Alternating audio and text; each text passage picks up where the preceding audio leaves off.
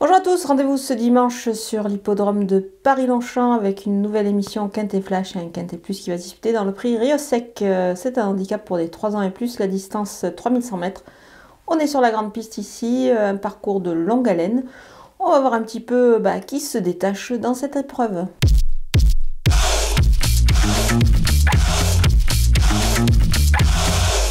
Les bases avec le numéro 4, Super Alex, il a beaucoup d'expérience et semble vraiment proche d'un succès, ce cheval-là, surtout dans cette catégorie qui est la sienne, d'autant qu'il il a démontré qu'il pouvait évidemment s'imposer dans ce genre de lot.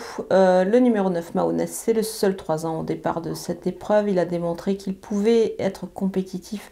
C'était lors de ses bons débuts justement dans cette catégorie des handicaps, il terminait une belle deuxième place. Moi je pense que dans ce lot, évidemment, il a son mot à dire. Le numéro 13, Lucio Vero, ses deux récentes sorties dans des handicaps prouvent qu'il est lui aussi très compétitif. Il devrait briller une nouvelle fois dans cette épreuve, attention. Les opposants avec le numéro 7, Turiana, il a une ligne avec Super Alex, du coup c'est tout bon ici dans cette épreuve pour moi. Il a l'aptitude à la distance et puis il devrait une nouvelle fois jouer un rôle actif. Et évidemment, le numéro 11, Anagalis, je ne la condamne surtout pas sur son récent échec. Elle mérite un certain crédit dans cette épreuve, elle devrait se racheter surtout sur cette longue distance. Le numéro 10, Illumine Précieuse, elle a pris 3 kg lors de sa récente victoire, la marge est évidemment un petit peu plus réduite, mais je pense qu'elle est capable d'une nouvelle fois de rivaliser et d'accrocher une belle place. Le numéro 14, Caléona, c'est la ligne avec Illumine Précieuse qu'elle va retrouver ici dans cette épreuve, du coup elle me semble un petit peu indissociable ces deux-là.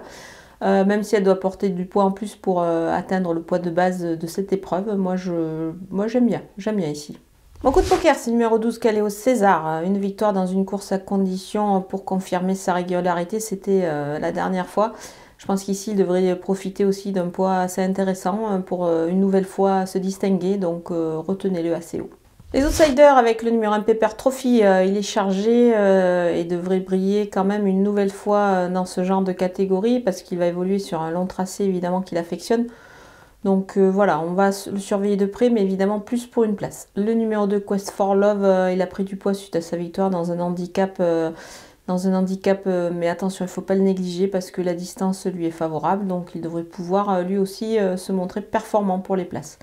Le numéro 5, Tamaro, on l'a déjà vu à l'œuvre dans ce genre de catégorie. Il a pour lui une belle expérience à ce niveau-là. Et il peut encore aussi lui figurer à l'arrivée, mais plutôt pour les places. Le numéro 3, Maikis, à ce poids-là, on le verra plus en retrait. Ici, évidemment, on va s'en méfier parce que c'est un cheval qui aime bien l'hippodrome de Paris-Longchamp. Même si je le préfère sur plus court, on ne va pas le négliger. Le numéro 6, Jadzman, il me plaît beaucoup sur des distances plus réduites, mais attention, il est capable de bien faire, donc on va quand même le glisser dans une combinaison élargie. On termine avec les délaissés, ou plutôt mon délaissé, c'est le numéro 8, Moonwalk Step. Son poids est en baisse, mais c'est logique vu ses récentes contre-performances. Voilà, il devra montrer un autre visage pour figurer à l'arrivée, moi j'y crois pas trop. C'est pour ça que je l'ai écarté. Voilà, on a passé en vue tous les partants de ce quintet de Paris-Longchamp. Je vous laisse avec ma sélection et mes conseils de jeu.